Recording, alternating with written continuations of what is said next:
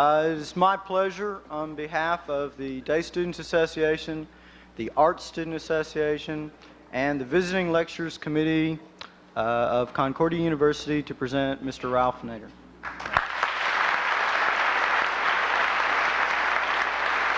Thank you.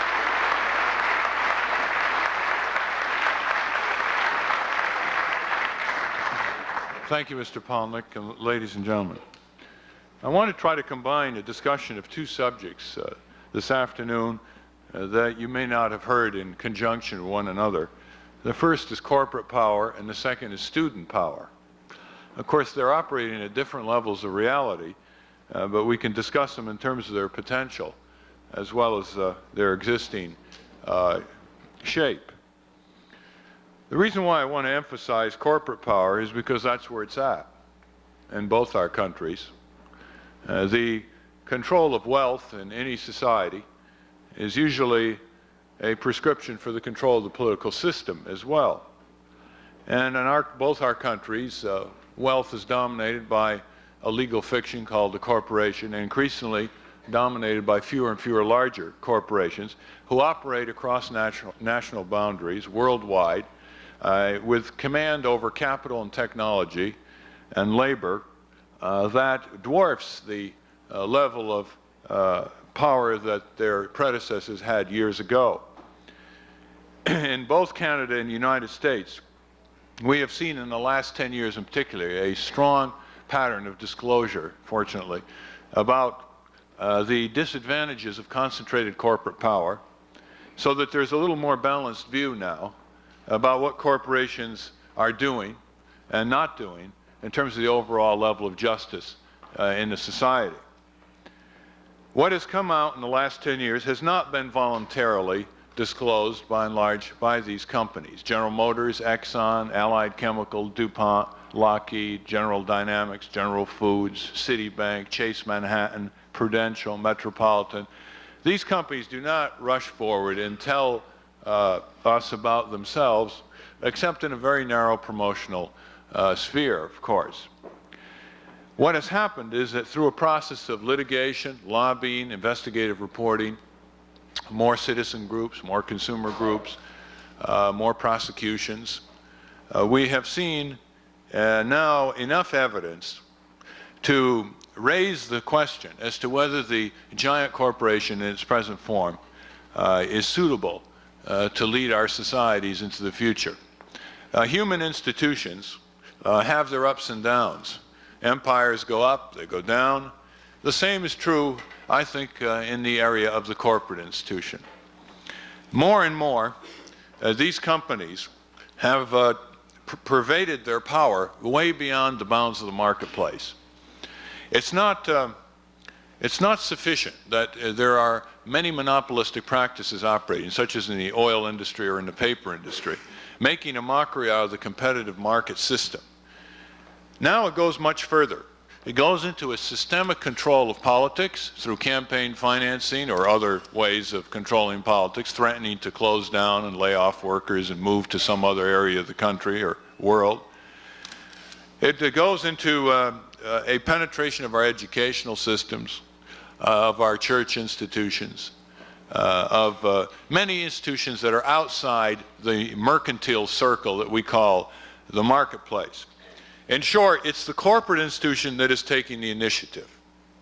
And this is not the way it always has been, of course. In some societies, the mercantile side of the society is tolerated. In our societies, it's raised to a pedestal where young people see their options so narrow that their aspirations are bounded by the jobs that are offered by a few large companies and their acolytes around the province or the state. This is bad for any society, because when a country gives up so much of its power to institutions that are blatantly amoral, some would say immoral, but let's be neutral about it and say amoral. That is, they say to themselves they are measured by a profit and sales maximization standard. They don't make any bones about being charitable, about being concerned with health and safety, unless it comes down very hard in terms of their own internal cost impact. General Motors is not particularly interested in saving lives. It's interested in selling cars. Where it can sell cars and save lives, it won't be too upset. But where there is a conflict between allocating X dollars to style or horsepower, or allocating those dollars to style or pollution control, it's going to go the former. Not only because it can say those sell cars, whereas pollution control and safety do not sell cars, but they have defined the market taste itself. It is not preordained that safety doesn't sell. It is not preordained that a car or millions of cars that would produce lesser levels of lung disease by having less pollution, it's not preordained that they don't sell. It's just that we are forced by a one-sided communication system to look at consumer products through the eyes of producers, not through the eyes of consumer interests. That is a very critical point. I'd like to illustrate it for that matter. When we look, for the most part, at the automobile of today or yesterday, we see the signals of identification of the make and model. It's important for the auto companies to train us to spot the difference between a Mustang and a Fury and a Galaxy and a Cadillac, etc. How do they go about doing it, other than the different sizes of these cars? Well, they have not voluntarily gone about doing it by engineering innovation. They have gone about doing it by stylistic pornography. That is, they have developed the outside of their car in a way where, you know, if you're interested at all in makes and models of cars, you can spot the make right away by the grille pattern or the hood ornaments or the side ornamentation or what have you. The Mustang has a long snout, as they call it in the industry. It's easy to identify. You can spot these cars. That's important because the auto companies are trying to sell you their cars. And since the difference between most cars is about as broad as the difference between Tweedledum and Tweedledee, it's important that they make style a distinctive characteristic of their cars. So we've all seen the sharp edges around cars. We've seen the hood ornaments, the tail fins of yesteryear, the sharp cutting edges over the headlamps, the grille patterns. Remember the Tornado a few years ago with sharp hook-like fenders, the better to hook the pedestrian when they're hit. If we look at all these outside ornamentations and cutting edges, from GM's point of view, or Chrysler or Ford, we'll say, gee, you know, that's a Tornado. Oh, gee, that must be the new style this year. If we look at it from a consumer point of view, we would say, horrors. What are all those sharp edges? What's their purpose? To protect cars from pedestrians? Why don't the auto companies get rid of them so that when the pedestrians are struck, and 500,000 of them are struck in North America every year, most of them at very low speeds, 3-4 miles per hour, it makes a difference whether you're struck by a flat metal surface or a sharp cutting edge, as we all know. Makes a big difference whether you struck like this or you've got an ice pick there to bring your hand down on. How long has this been known? About 2,400 years ago by the Greek physician Hippocrates, who laid it down for all time. The human body can more easily tolerate colliding against a flat surface than a sharp cutting edge.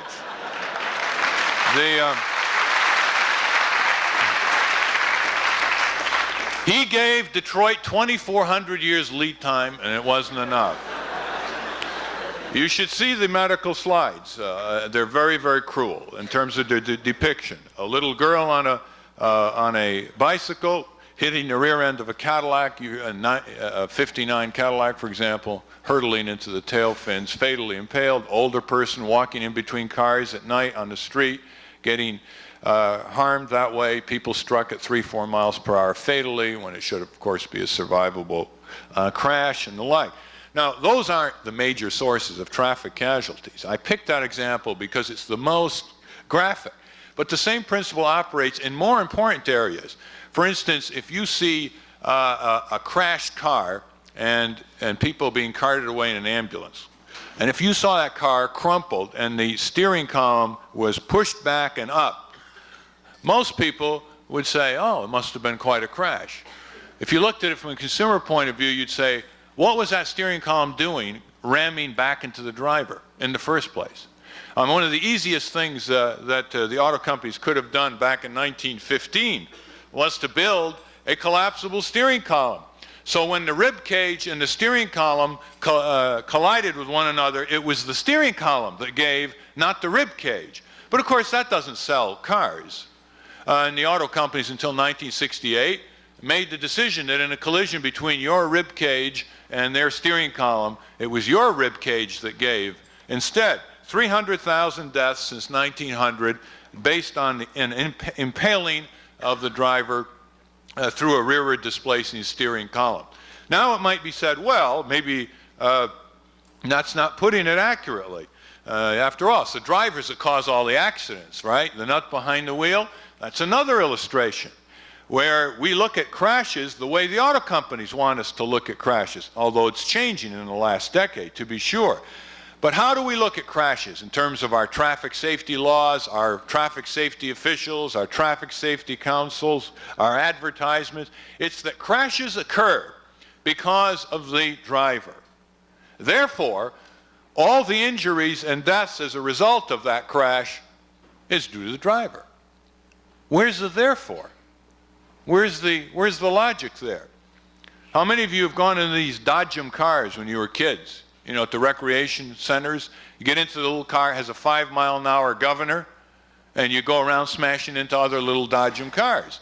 The whole point is to have as many accidents safely in 5 minutes as you can before your quarter runs out or whatever. The principle is clear. You can have a crash without an injury. Drivers can get drunk and engage in crashes and crash other people, and you needn't be injured if the car was built in a sensible manner to reduce the level of forces that are transmitted in a crash to the passenger compartment. Now, this doesn't mean drivers should be negligent and leave their fate to General Motors. You know, that would be a rather risky thing to begin with. Or Volkswagen. Getting into a Volkswagen Beetle is one of the ultimate acts of human courage. It does mean that the drivers have their responsibility, but the auto companies have theirs, and if the drivers fail because they're negligent or sleepy or drunk, that does not mean in any way that the manufacturers are to be exonerated from their duty to build safer cars. And what kind of cars can they build? Safer cars without costing you any more that would permit a collision into a brick wall equivalent at 50 miles an hour, which is like ramming a parked car at 90 miles per hour, and you'd walk away worrying about your collision insurance instead of more serious consequences. Building safer cars at that level does not involve any spectacular Einsteinian breakthrough or exotic new metals or what have you. It involves following principles first articulated by the transportation vehicles of ancient China, when they used to take porcelains and pack them into containers and ship them over deserts and mountains, and they would arrive unbroken. The first rule is you don't have a teacup in an empty barrel rattling around with knives coming in on the teacup from the inside of the barrel. Transpose that to the human car situation. You don't have occupants of a car unrestrained and being able to be shaken up in a crash, bumping against sharp cutting edges on the dash panel, sharp cutting edges in the steering assembly, ejected through the doors, or what have you. You have the vehicle and the occupant stop at the same time. I mean, what kills people is that the vehicle stops just a tiny bit earlier than the occupants. And the occupants keep going through the windshield or into the dash panel or what have you. The second principle is you build the container that can take shock. And the third principle is that you try to develop a car that can avoid or help the driver avoid a crash. Better tires, better handling. Maybe someday we'll have modified radar systems. Who knows? They actuate brakes. But those are the three principles. The first two have been sadly neglected. And one of the reasons is that people have not looked at cars from their interests. They have looked at cars through the lenses of the auto companies' advertisements. That could not be clearer in reviewing the history of automobile promotion. The auto companies basically are trying to sell a psychosexual object in the form of a transportation vehicle. The way they color their cars, they name their cars. I mean, imagine in a sensible country naming cars which involve the fourth leading cause of death in our respective nations, and it's the first leading cause of death for your age group. Imagine naming cars by such names as Cougar, Cobra, Mustang, Marauder, which literally means one who pillages and lays waste the countryside, Fury, Cutlass Supreme, you know, and so on. When I suggested to some vice presidents of General Motors that this was irresponsible, particularly for the teenage driver, and some of their ads were even more irresponsible when they would say to their customers in an ad, when you get behind this 400 horsepower of engine, you'll feel like you have your own personal type of nuclear deterrent. Another one said, you'll feel like you're a human thunderbolt. I mean, that's good advice to obey speed limits with. Well, they turned around and they said, you know, we have to agree with you privately, but we have to keep up with the competition. Imagine GM, the biggest corporation in the world, saying they have to keep up with the competition, so they have to be as irresponsible as Ford or American Motors. GM grosses $6 million an hour on the average 24 hours a day. I mean, it's not your average small business. As a matter of fact, until recently, GM compared favorably with Canada in terms of gross revenues.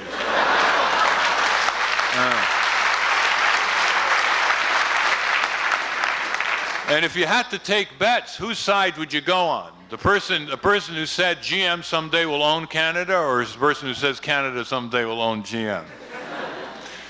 These are very large companies, and they're able to develop the standards of taste for people year after year, so that people start saying, as one person said when the Mustang came out, and the husband and wife bought the Mustang, and the neighbor came over to look at the Mustang, and the husband proudly unveiled the Mustang and said to the neighbor, these were both PhDs, by the way, said to the neighbor, here it is, Mustang, Mustang, Mustang.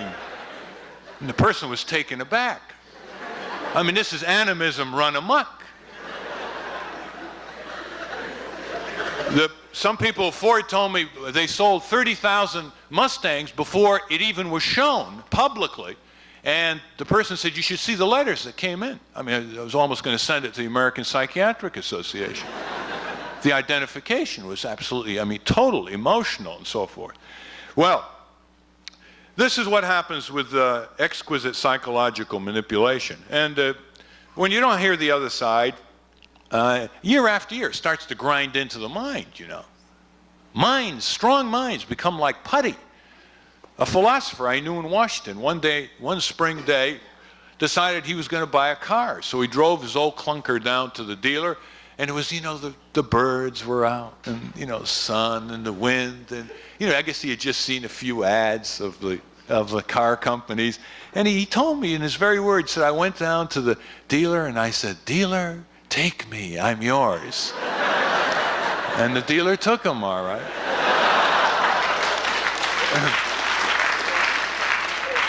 Now, you want to have some fun to think for yourself as a consumer, which is very difficult, as I'll elaborate.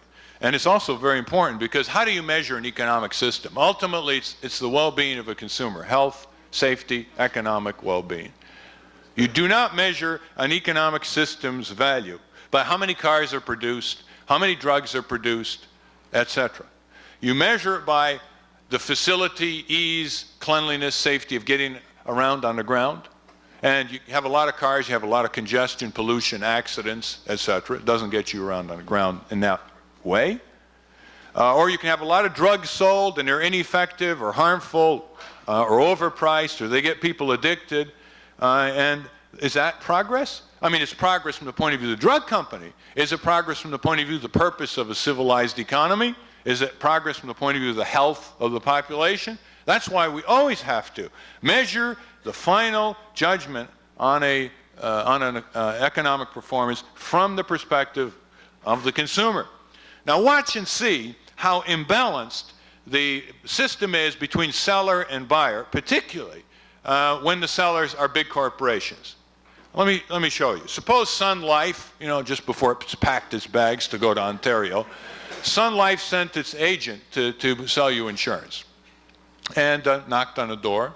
Hi, I'm, Jack Jones, Concordia. I was going to say 62, but it didn't exist then. And you know how the alumni get into the insurance game. And they say, we'd like to sell you some life insurance. And you say, well, all right. Would you mind if I took the policy and read it over for 4 days, and I'll be ready for you when you come back? I've got my magnifying glass, and I've got some time. The agent thinks this is a rather puzzling, unique request, after all. But relents, nevertheless, comes back 4 days later, and you have really gone through this policy. I mean, crossed out offensive lines and sentences and added things and changed things. And you say to the agent, well, now I'm ready to buy.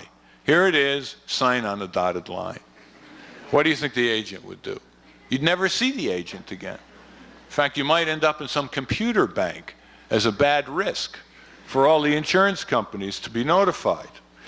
Suppose you go down to your auto dealer and you say, dealer, I want to buy a car. And I think I've got an eye on this GTO. And I've read your ads, that I have. And I know that this GTO has been driven up and down Pikes Peak, over the roughest roads of Baja California, tested on the proving grounds in Michigan, and I'd like to find out something about this car. So the dealer's starting to say, uh-oh, we got a nut here, but a sale is a sale, grits his teeth and says, what would you like to know? So I'd like to know something about safety, how well this performs, so I can compare it with your competitors across the street. The dealer says, well, safety, this car can go from 0 to 60 miles per hour in 8.6 seconds. It's handy when you're passing another truck on the highway. And you say, well, fine, that's interesting. How long does it take to go from 60 miles an hour to 0? Another question.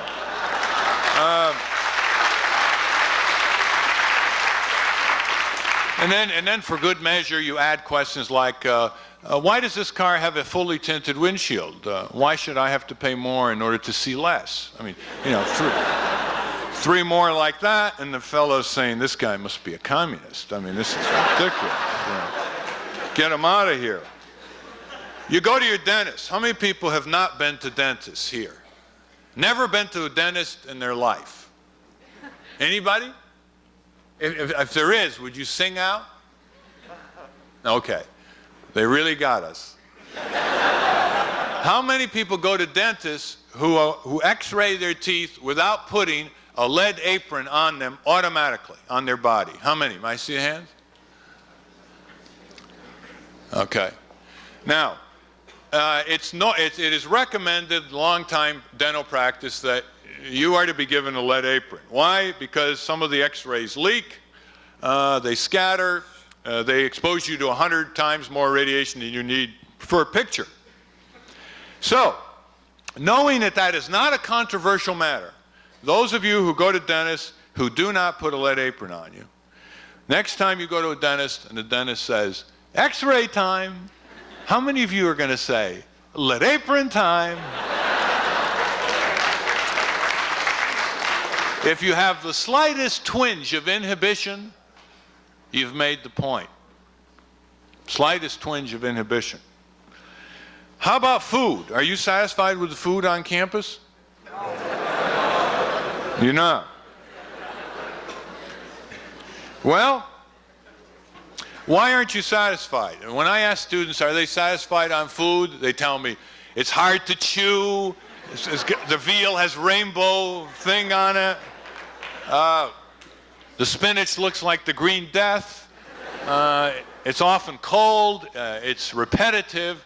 You really have to ask for quite a while before the real reasons begin to emerge and most students don't reflect the real reasons. That is, the food might not be very nutritious, it might be doused with chemical additives that are primarily for the benefit of the food seller, that is to color the food, to deceive the consumer, and so on. Nutritional education is beginning to come on campuses and other areas of our consumer educational process, but it's a long time coming. The food companies' strategy has been simple.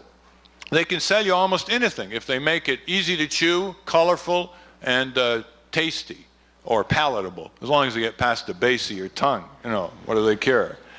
And food can be tasty, easy to chew, colorful, and also be not nutritious, contaminated, harmful additives, etc., etc. Now, what are they doing? They are basically turning your taste buds against your mind. Turn your taste buds against your mind. I mean, they get your tongue on their side. It's an invincible weapon in 2 dimensions. And it takes a little process of resistance to begin saying, how can they take one of the greatest food growing areas in the world and do what they've done with this food for their shelf life, to manipulate our tastes, so they can have conglomerate food companies bridging wide geographical areas requiring preservatives and other chemicals. What do they do for you?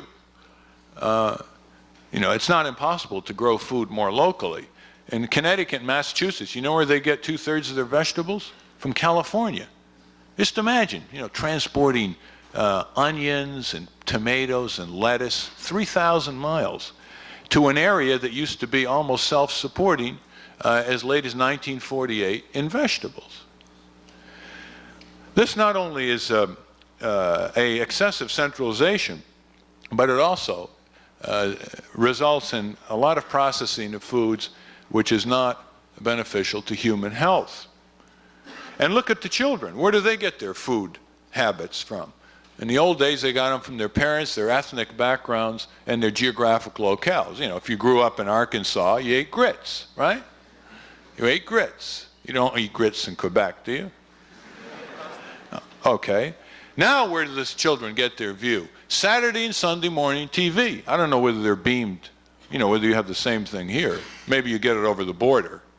But you look at some of those ads, and the promotion to the children, 6, 7, 8-year-olds, how can the kids tell the difference between ads and program to begin with? I mean, it's the quintessential manipulation.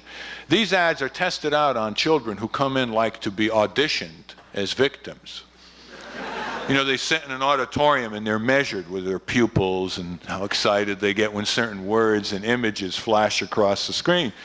And once they're approved, then they're beamed out to millions of children. And a lot of the ads aren't even English or French. They're guttural. They basically view children the way Pavlov viewed dogs, as someone to incite conditioned responses from you. You ring the bell, and the dogs salivate. And they do the same with the children. It's what I call the dabba-dabba-doo school of communications. One of the more verbal ads which stuck in my memory was the one a few years ago for Kool-Aid. It said, "Okay, kiddies, make sure you tell your mother to put Kool-Aid in the fridge the night before, otherwise you'll bother her the morning after when she's putting on her false eyelashes." Well, wholesome imagery, isn't it? Enough to make you puke your Kool-Aid. What are we doing with Kool-Aid to begin with? Now, the one-sidedness is illustrated on TV. Can you talk back to your TV set? It's very hard. And if you do, somebody may begin wondering about you.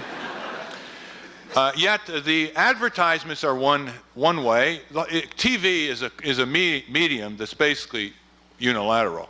It doesn't even have the bilateral nature of a newspaper. We have letters to the editor, which are printed every day. One-way process of communication. It is arrived to stages of absurdity that only a Martian can truly appreciate. We're too close to it to appreciate the absurdity. This is why we should all take anthropology in class before we get through our college years. So we get out of our culture a little bit and see comparative cultures and see it from a more detached view. What is more absurd than the following truism? Morris the cat, you remember Morris the cat. Morris the cat has greater access to 230 million Americans and Canadians than those 230 million people have to themselves via TV. Now, I mean, it's one thing to be kind to animals, but this takes it to ridiculous extremes. That the American people cannot have access to TV. They got to sit there watching it being beamed to them. They can't at all reply to Walter Cronkite or David Brinkley or any commentator. It's a one-way process.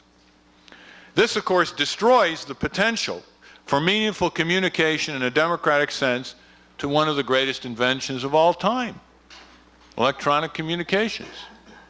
Indeed. How many of you have heard of Herbert York? Can I see the hands? Herbert York? He is the leading interpreter of the arms race. He's trying to inform people in our countries what we have to do to stop the arms race before it's too late. And he can't even get 1/1000th of the TV exposure that Morris the cat gets. What is Morris the cat selling that's so important?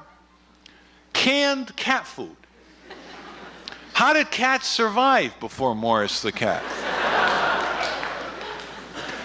The U.S. spends $2.5 billion on dog and cat food. And there's a gourmet dog and cat food market for those who really, care about their dogs and cats. Dog and cat food has the preferred space in the supermarket shelves. Dog and cat food is all over TV, but discussion about the arms race, the Trident sub, the Polaris sub, the proliferation of nuclear arms to 30, 40 countries possibly in the next 10 years, that's not considered meaningful TV fare. The reason is that consumers do not have an opportunity to educate themselves and become a force to reshape TV. When I started on the auto safety drive, after I got out of law school, I wrote a paper on auto safety and legal liability. And I wrote letters to the auto companies, like you do when you're writing a paper. Say, dear sir, would you please send me all relevant information concerning the safety of your automobiles? And they wrote back to me saying, enclosed are some materials that you may find of interest, and all they would be the dealer brochures of the latest car. So I became more specific, and I wrote them a letter once, and I said, would you please tell me what the engineering function of the fins are on your cars? And they wrote back, and they said that these fins fulfill an important aerodynamic purpose. Presumably, high winds, when you're turning a corner, they tend to stabilize, you see, the vehicle. And as years went by, the fins became smaller and smaller until they disappeared. And then what was I to be led to believe? Either that the auto companies were lying or that the winds have changed. But, at any rate, I wrote the paper, I made recommendations for safer cars, and nothing happened. So I decided to do something about it, and I wrote a book, Unsafe at Any Speed, and guess where I had to come for my first television interview? I had to come to Toronto. They wouldn't touch it in the U.S. Are you kidding? Talking about a Corvair by name? Instead of saying airily, a medium-sized American rear-engine car or something? No, they wouldn't allow it. So I came here to Toronto, and CBC said, are you going to use brand names? I said, yes. They said, well, we will have to call Ottawa to see. And 10 minutes later, they came back and they said, okay, you can use it.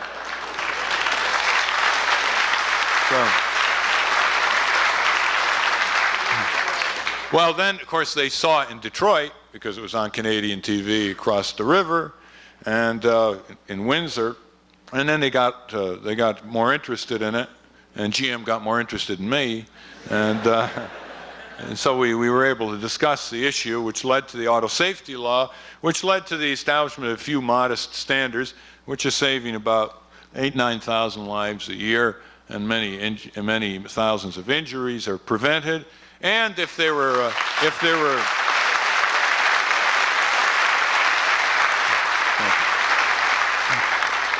and if they put in a few more modest standards, which they could have, but under Nixon Ford, they had a holiday away from improvement. there would be even more. Actually, the national toll on the highways is the only problem in our country that has diminished in the last 10 years, with the exception of Vietnam and Richard Nixon. Everything else has gotten worse, which is a very bad sign. More inflation, more unemployment, dollar declining, housing problems, mass transit, corruption in government, corporate crime wave, crime in the suites all over the United States, bribes, payoffs. You wonder where the rule of law is, outside of the law books. But the important thing is that at least now we've lost our innocence. At least now we can't say, oh, well, I didn't know about that, in order to care, in order to do something about it, and so on. We've lost our innocence. Students have lost their innocence, too. When I was a student, most people thought GM could do no wrong. Literally. Oh, GM? Build a defective vehicle? They've recalled 30 million of them in the last 10 years, including 8 million of them with stuck throttles. Here's this awesome corporation doesn't know how to build a car with a throttle that doesn't stick. And when the throttle stuck on 6.5 million Chevys and Pontiacs, the president of GM told the press, oh, if it happens, it's sort of like a blowout at 20 miles per hour. Meanwhile, people are pressing down on the accelerator, pressing out, getting their foot up, and all of a sudden, the car keeps going. It's rather unsettling. Some of them went through windshields on Main Street.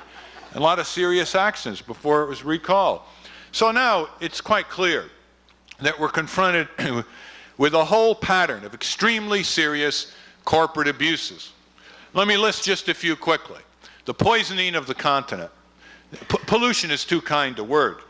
When you see what happened with Keepone, the deadly pesticide that was thrown into the James River and then into the Chesapeake Bay, down near Washington, D.C., you can't fish there anymore. Fishermen losing their jobs.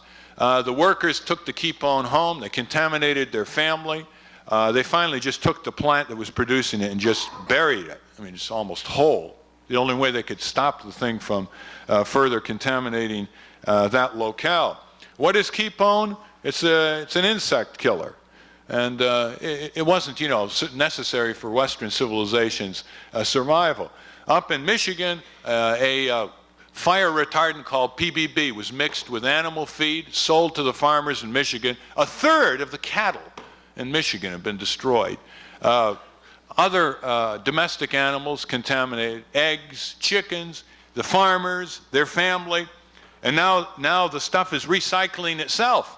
They think they got rid of it. They don't know where to bury the bodies of the contaminated cattle. If they put them underground, it's going to contaminate the ground. It might get into the groundwater.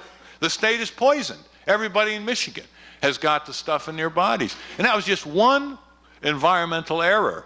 Not so much, actually gross criminal negligence is what it was. But that was just one. In Mississippi, Hooker Chemical, as Occidental Petroleum subsidiary out of Niagara Falls, discovered a terrible scourge coming from Latin America. It's called the fire ant. And I mean, to see the description of the fire ant, you'd think that it was going to consume everybody south of the Mason-Dixon line in 10 years. It has a nasty bite to it if you let it, sting you. You walk around bare feet. It has mounds which mess up tractors a little bit. But hardly, something to call for the saturation bombing of a pesticide called Mirex, which completely covered Mississippi and areas of Alabama and Georgia. And 1/3 of the people in Mississippi have got the stuff in their bodies now. And where's the fire ant? Strong as ever. Comes roaring back, more resistant to Mirex. Now Mirex is prohibited, and they're thinking up some new pesticide. Hudson River, Housatonic River, poison compliments of General Electric. It's been throwing PCB, a industrial lubricant, very hard to degrade it, might be around for centuries, into the river. The fish have been poisoned. Housatonic River, for example, great fishing river, off limits for fish in terms of eating them, according to the public health officials of the state of Connecticut. This is going on all over. Children, heavy lead levels in their blood, El Paso, Texas, New York City, Chicago, from tetraethyl lead or lead-based paint or lead smelters. And what's going on here? How long is this going to go on? Are we going to wait until people, fall dead on the streets and someone says, hey, before you go, what was it? And they say, keep on, keep on. You're never going to get that kind of certainty, that kind of cause and effect. The nature of this silent form of violence is such that it builds up cumulative and statistically significant patterns of diseases, and the only way to do it is to prevent it, not to sit around waiting for disasters and epidemics to occur and then try to cure it. Who is the leading perpetrator of violence in our society? It's not street criminals. Not street criminals. It's corporations. They destroy more property and destroy more health and safety than all other institutions put together except instruments of war. Now, of course, they run most of the economic system. So it's not a fair comparison. Criminals don't run as much of the economic system. I mean, street criminals, sweet criminals, plenty of them. They do have more of the technology, and they produce the cars, and actually they're going to be producing the bulk of the violence, but they don't even own up to that. That is, when you think of the term violence, you think of street riots and homicides and arsons and et cetera. But we're not really thinking in terms of a much more sophisticated type of violence. The violence that workers are exposed to when they breathe or ingest beryllium, benzene, lead, carbon monoxide, et cetera, all thousands of gases and chemicals, dust levels that they're exposed to. Just because these forms of violence, pollution, contamination, et cetera, do not immediately provoke your pain, doesn't mean they're not violence. This auditorium could be exposed to high levels of radiation. You'd never know the difference. You can't smell, see, taste, or touch radiation, but it's doing violence to you over the long run. So psychologically, people have got to change very dramatically to develop a much more profound appreciation of the new forms of chemical or silent violence that are afflicting present and, of course, future generations. Because if we still view violence as street violence, that kind of traditional violence, we will not develop the laws, the medical instrumentation, the scientific development that will foresee and forestall these risks and stop them in the first place. Now, nuclear power is an illustration of that.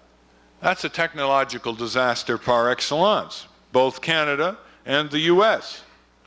Nuclear power came because scientists, worried about their guilt complex over Hiroshima, dreamt of putting the atom to peaceful use and producing dirt cheap electricity. And they had a lot of hope, a lot of faith, and they went to work. The only problem is that they let their career egos get in the way of their scientific validation. In short, they said okay for commercialization of nuclear power plants before they solved major problems incident to nuclear power, waste disposal, and the overall socio-political safeguards issue. As a result, we have in the States 65 nuclear plants, and we don't have any solution to the waste problem. Where are you going to put radioactive wastes that are deadly for 200,000 years? Where are you going to put the radioactively hot plant when it wears out in 35 years? What are you going to do with it? Entomb it forever? Break it up into pieces, hot radioactive pieces, and find some place where it is safe from geological transitions or disruptions for 200 or 250,000 years? They haven't solved the transportation problem, the security, the sabotage problem, the nuclear proliferation problem. If we sell nuclear plants abroad, Canada did, it sold India a reactor. What did India do? It derived the necessary weapons-grade materials and built its own bomb. So selling nuclear plants abroad accelerates the ability of other countries to become equipped with atomic weapons. These are all very serious issues, and they were not resolved. They weren't put to an electoral test. People didn't vote on this, and it's more important to vote on a nuclear plant than it is to vote on who's going to be head of a province or a governor or a state. There was no vote. It was started by government promotion. The utilities, which are legal monopolies in the states, and here, I suspect, got together with the government, and they're building the plants, and we're saddled with these monsters. We're saddled with them even though they're tremendously expensive. but they don't tell the people how much they cost. They say, well, you're paying this much for nuclear-generated electricity. To be sure, how much are you paying as a taxpayer, too? You pay twice. A lot of this is government research and development, government subsidized as well. You add it up and you say, well, what are your descendants going to pay to clean this stuff up? And you'll see that it's the most expensive form of electricity ever deployed in North America. But that's not the propaganda line that we're fed. We're told that it's cheaper than coal and cheaper than oil and cheaper than gas. Every time you turn on a light bulb and that electricity comes from a nuclear plant, you are also contributing to radioactive waste, which is going to be there for a couple 100,000 years. And that's a nice feeling of immortality. I suppose you can really feel you have an effect on your descendants that way. But certainly that's not the way we should view it. We should view it as a deadly curse that we are giving to future generations. If ancient Mesopotamia did that to us, or ancient Greece did that to us, our view of those civilizations would not be so benign, to say the least. Indeed, that was only 5,000 or 6,000 or 4,000 or 3,000 years ago, just a speck on the continuum of time of the durability of plutonium and other radioactive materials. Most people weren't even told what the dangers were. For example, today in the United States, most people don't know that there is a required population evacuation plan around every nuclear plant with a potential range of 100 miles. There is 1,000 times more radioactive material in a nuclear plant than the fallout from the Hiroshima weapon in the U.S. type plants. And the people who want nuclear power say, don't worry, nothing will ever happen. And the people who are critical of nuclear power are saying, well, what makes you so sure? Ships have sunk and planes have crashed and cars have disintegrated, etc. There's always, a component of any technology that has a catastrophic failure. Why should the nuclear plants be any different? Answer, because they're much more heavily safeguarded. Really? Maybe because they have to be. They're much more complex and fragile at the same time. We've had some near misses. One that could have taken care of part of Ontario. The Fermi reactor could have taken care of part of Detroit, too. That had a near miss. An engineer said, just when it happened, he said, good Lord, we almost lost Detroit. I mean, that's, big talk. Never mind, we almost had an accident. Fortunately, the Fermi reactor was only operating at 10% capacity at the time, and fortunately, a human fix stopped it. It wasn't the so-called super automation. And then 3 years ago, in northern Alabama, the biggest nuke plant in the world, an electrician decided he wanted to find out if there was an air leak from one of the rooms. So how did he find out? He lit a candle to see if it flickered. And the candle got too close to the polyurethane foam. Imagine, polyurethane foam in a nuclear plant. The foam caught on fire, and the fire started spreading through the cable systems. And first tried to put it out with their helmets, and then rags, and then they went by the book. They used carbon dioxide. And for 7 hours, nothing happened except that the fire kept spreading. And, they were going bananas. This thing could go all the way. There was another nuclear plant nearby. And suddenly the fire department from the little town nearby, which was standing sort of as an innocent bystander, nobody was asking their opinion. All these super experts going to work with the technical manuals. This little fire department chief said, well, why don't you try water? and they did. They put it out in 7 minutes. But that accident closed down the plant for 18 months. 2 plants, 18 months, $200 million to the TVA, direct and indirect costs. It could have gone all the way. We've had near misses. We've also had a lot of spills and leaks in the States. There's a spill that's going into the Great Lakes from the West Valley fuel processing plant that's so dirty it's now closed down forever. Went into the Great Lakes. We've had plutonium fires at Rocky Flats in Colorado. There have been low-level radioactive waste materials shifting hundreds of yards a few years after they were dumped into pits, 10-foot deep pits, and they're moving. The government has admitted that we cannot account for 1% of our plutonium inventory in the States. Where is it? About 300 pounds of weapon-grade material was stolen in the mid-'60s and transferred abroad, just right out of Pennsylvania, just stolen. The government found out about it 4 years later and covered it up. It'd be too embarrassing to let the public know that they couldn't even safeguard weapons-grade material in that concentrated volume. So the alternative, of course, is what? I mean, if we rely on the nuclear bureaucracy and the utilities, we're going to get more nuclear plants. They're going to bridge the southern Ontario Lake with nuclear plants on the northern tier of New York State if it isn't stopped. Well, there's a growing citizen movement against it, both in the U.S. and now in Canada. And indeed, all the arguments are for stopping this form of power. We have alternative forms of power. This so-called energy shortage is a contrived assertion by the oil monopolies in order to stampede Washington into giving them what they want. Now that they've got higher prices, you know what they're telling the public in the States? There is plenty of energy. Why, we have 1,000 years of natural gas mixed in with the water in the Gulf of Mexico. We have all kinds of oil and coal and biomass. And of course, we have far more fossil fuels than we'll ever need before the Earth starts heating up and melting the glaciers and developing a greenhouse effect. So it isn't we're running out. It's in 50 years we got to go solar anyway because of the heat buildup problem on the planet. And why not go solar? Solar's been around a long time. Until 1830 or so, how do you think the United States and Canada were powered? Solar energy. They called it wood and harvest waste, etc. Wood and harvest waste are coming back. You know, not they're going to cut down redwoods.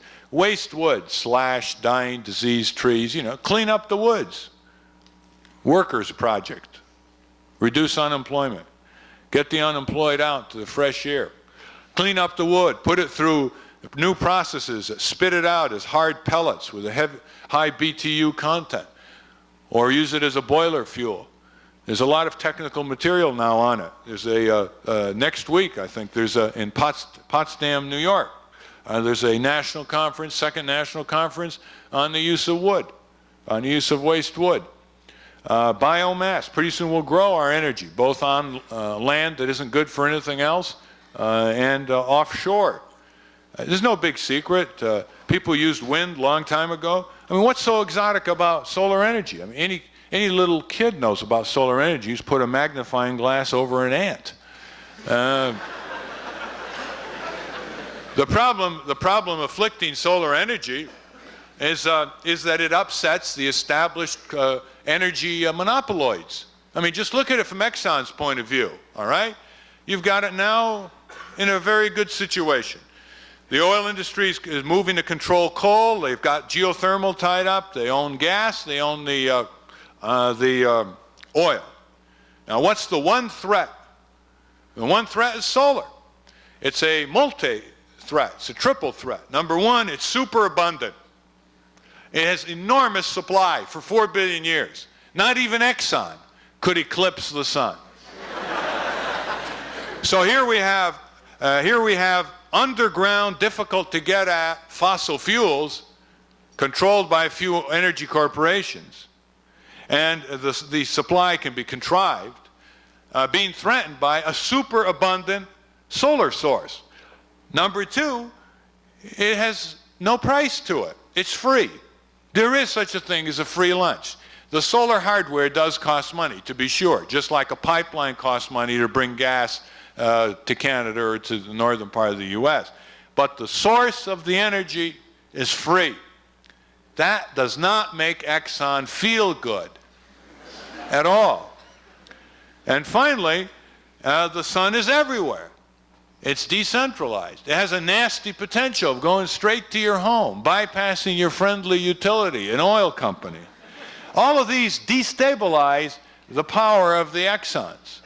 And naturally, since Washington is nothing more than an accounts receivable for the oil industry, naturally, U.S. energy policy is heavily tilted toward the forms of energy that are now making money or under the control of the oil or uranium industries. They are not pushing solar energy, even though they're spending more money than ever before, they're wasting it. They're giving contracts to Westinghouse for solar energy. Westinghouse, which has as its top priority selling nuclear reactors. Now, these are frontiers that relate to your own occupations, it would seem to me. You've got a lot of frontiers now. It isn't like the old days where people thought, well, with the closing of the geographical frontier, what excitement is left? It's just mopping up. Well, you've got satellite technology opening up. You've got solar energy opening up. You've got dozens of frontiers, but the big obstacle to overcome is how can you get an education while you're going to college? It's difficult. The pressure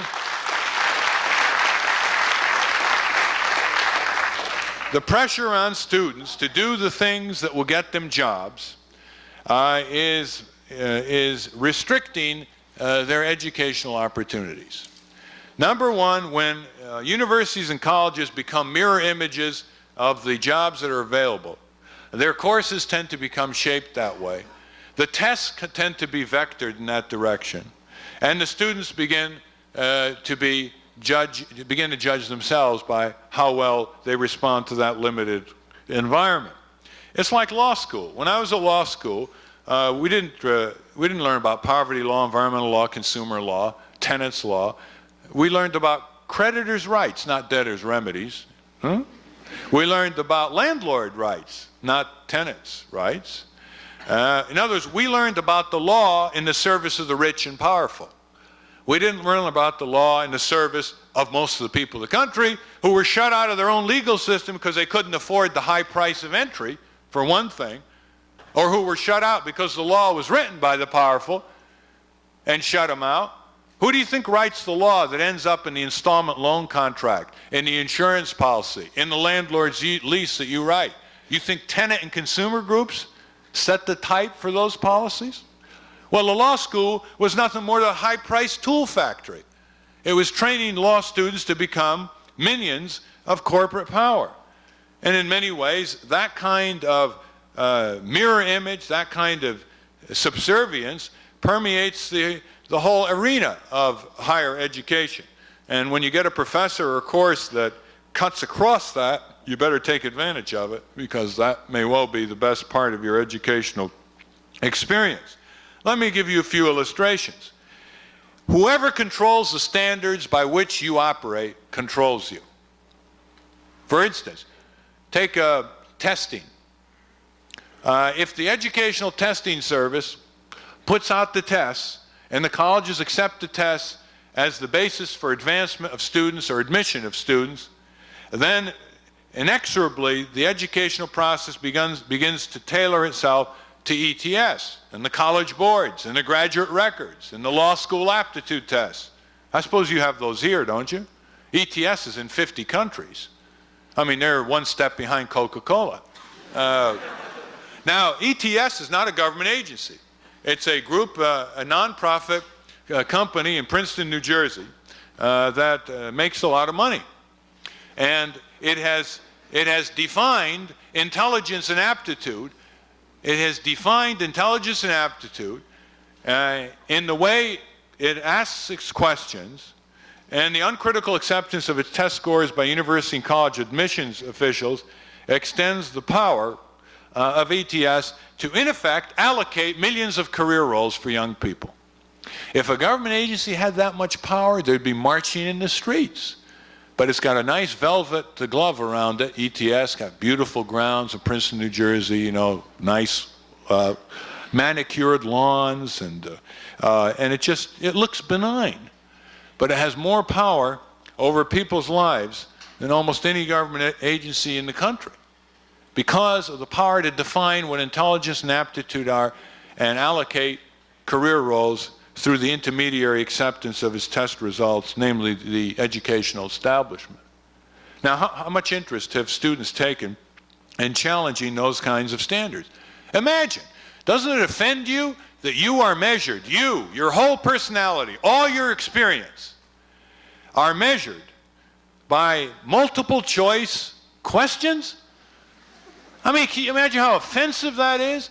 Questions that then are given an exaggerated significance to judge you What do these tests judge? Do they judge idealism? No. Creativity? No. Persistence and stamina? No. Wisdom and judgment? No.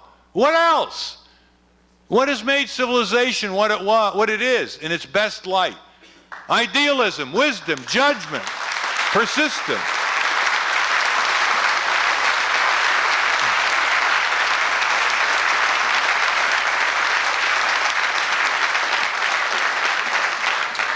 It's more likely to measure your eye muscles than it is to measure your experience. You know, spatial relations, you know? How tragic. Now, one would say, well, how can tests measure idealism, stamina, wisdom, judgment, experience? Well, first of all, they can do a little better job than they are now. Second of all, if they can't, at least put the test in its proper limited space and don't give it an exaggerated significance, so that when you apply to the Harvard Law School, you're judged by multiple choice questions. How would you like to go to a multiple choice lawyer?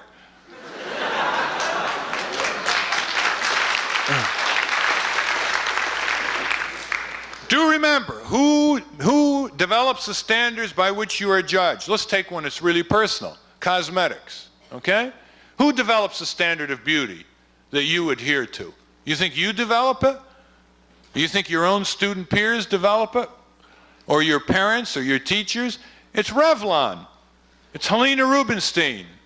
It's Menins, and so on. It's the cosmetic companies. Naturally, they have an interest in changing it every once in a while so they can sell different kinds of cosmetics. They have an interest in making sure that men use cosmetics as well as women. His and hers, you see. Years ago, it was considered offensively feminine for a man to use cologne and perfume. In a few years, I'm told, men will be wearing lipstick. Only they won't call it lipstick, they'll call it male glisten, you know, that sort of thing.